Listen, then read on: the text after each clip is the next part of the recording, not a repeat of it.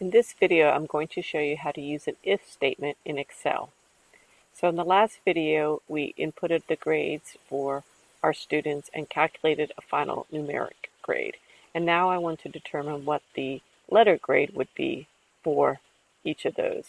So I'm going to come here to cell K3 and add an if statement. So I'll come up here to my formula line and put plus if, and then open parentheses. And you can see here it tells us what to do. Essentially, we want to put a logical test, then a comma, then what happens if that logical test is true, another comma, what happens if that logical test is false. So my logical test I'm going to put in is if J3, so essentially my final grade, if that is greater than 90, then I want to input an A into my box K3, my cell K3. If not, I want to input the letter B, and then I'll close my parentheses. So again, this if statement, we have a logical statement first.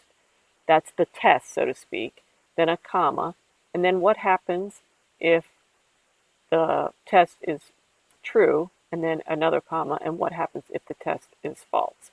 So I'm going to hit enter, and we can see that we get an A for this grade.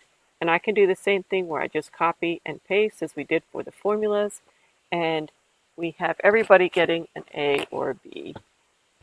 But really, we don't want everybody to have their A or B. We want to test and if anybody has a C or a D as well. So I'm going to come back to this cell, and instead of putting a B in here, I'm going to say, okay, if the J3 is greater than 90, I'm going to get an A.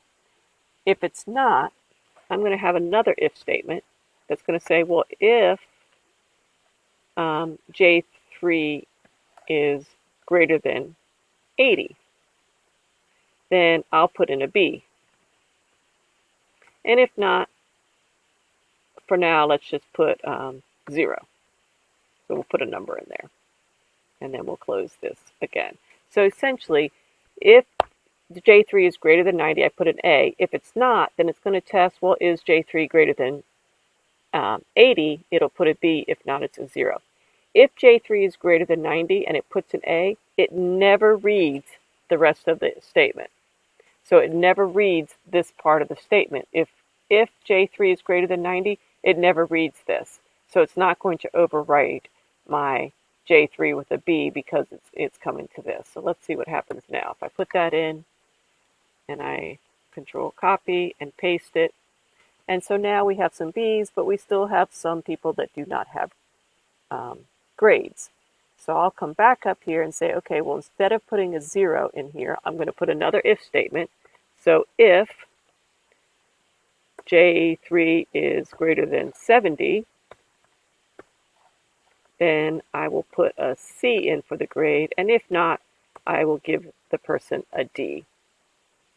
And so, again, it's going to do this first if statement. If that's true, it puts an A. If it's not true, then it will read the next if statement. And if J3 is greater than 80, then it's going to put a B, and it will not read anything else. If it's not greater than 80, it will read the next if statement, and it will say, okay, well, if it's greater than 70, yes, it'll put a C. If not, it will put a D. So let's see if that one works. We will control copy and control paste, and now everybody has their letter grade that is appropriate. If we look down here in this, let's say we look in this cell here, you can see that it's testing J9, obviously not J3 because we copied it down and it goes with that row. And now we can see what happens. Let's say if I change my test grade right now, how many we have? 1, 2 C's, 1 D, and 1, 2, 3, 4 B's. So if we change our test grade to count 30% and our project to count 30%, now we just have the 1 C. We got 1, 2, 3, 4, 5 B's, and we still have the 1 D. So, you could play around to see how this might affect the final grades as far as the letter grades and everything, the letter grades update as well as the final grades, obviously.